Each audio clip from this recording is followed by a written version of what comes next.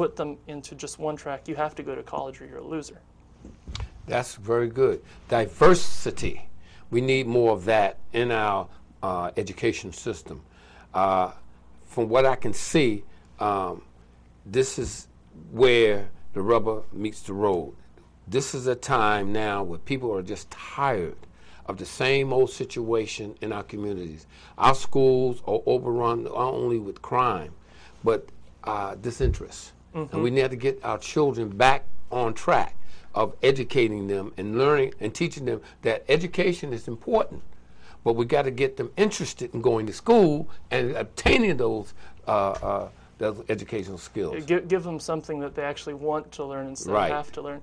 And there's a lot of causes for dropout, but I think one of the many, just one of the many, is that kids have to come to school to learn subjects that either they aren't gifted to learn, like calculus, algebra or calculus or whatever, or things they're absolutely not interested in. Give them a vocational curriculum that they actually can feel strongly about and say, I can actually see how this will benefit me once I get done with school. I'm going to stick to it.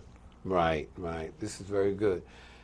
Last question, one of the last questions. How can voters find out more about your positions?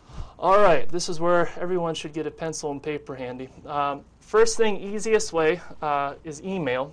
And let me spell it out real slow because to make sure it's clear.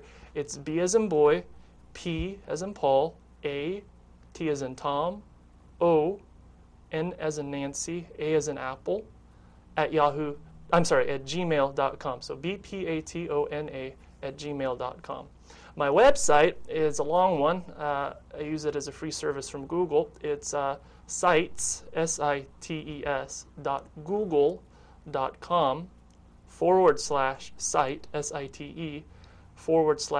/Bryan, BRYAN, the number 4. I'm sorry, let me try it. Bryan P, the number 4, US. So sites.google.com/site/ Bryan P for us. Well, that's good. Oh, and let me mention, I've got a Facebook fan page, Bryan Patonay for school board, and then you've got all my contact information on that Facebook fan page if you like Facebook. Amen. So listen, voters. The polls. When is the voting? So early voting started tax day, Mm-hmm. and then you can vote. You can go to the Pitt County Board of Elections website to figure out where those early voting sites are. Your actual election day is going to be May 4th. Now, a lot of people think, oh, May 4th is the primary. Well, it is for everyone except for school board. School board, that's it. May 4th is the election. So if you want to have an influence on who's going to be in the leadership position in your child's school, May 4th is your last opportunity to do it for this year. Well, that's good to know. In closing, I tell everyone, go to the polls and vote your conscience. Vote for Bryan Patonay, and you will... I'm sorry, Pastor Jones. It's Patonay. Patonay! He knows me, I promise. Patonay! He just got distracted with all the lights, I guess. All right, but Patonay, Bryan Patonay, remember that name, because I forgot. I'm looking at something else. Bryan Patonay, and I'm sure that you will not be sorry voting for this young man. This young man is on the rise. He's coming into his own, and I believe that God has already ordained him to be in a position of leadership in our community.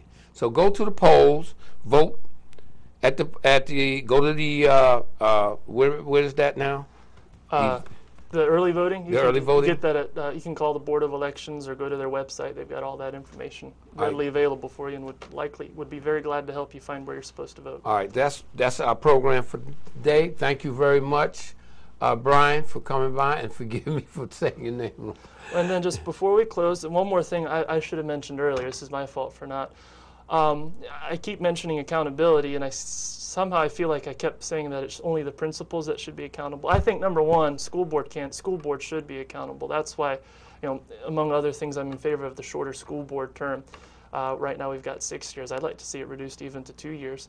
But after I'm elected, I have this on my website too if you want to double check me, but one of the pledges I'd like to make to you is that I'd like to meet with the parents of the district I represent at least every 6 months to have them given a chance to voice their concerns to me.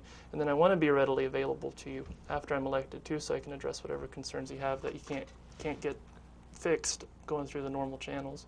But thank you very much for having me, and I appreciate you coming out and interviewing me. Well, I tell you, I thank you for allowing me to have the pleasure of getting to know even more about you, and the people here need to know more about you. And I know you were very candid, open, and I'm pretty sure that we need leadership in our community, on our school board, in the areas of leadership for our children, because they're looking for people who have a heart for them. And we need that kind of passion, I'll put it, that you won't stop because there's a wall up there. You go over that wall and you go that distance. And this is some of the things that when a person's running for office, they don't look at the long term. They look at the short term. Whether they're in office or not, it's about me, my four, no more. And we need to have people who have a heart for the passion of the job, not only the job, but the people that they're going to be representing. Mm-hmm. Thank you again, Bryan. And we're going to close for now. I've been your host and commentator, Pastor Ken Jones, Right of Christ Ministries. God bless you and have a pleasant day. Thank you very much.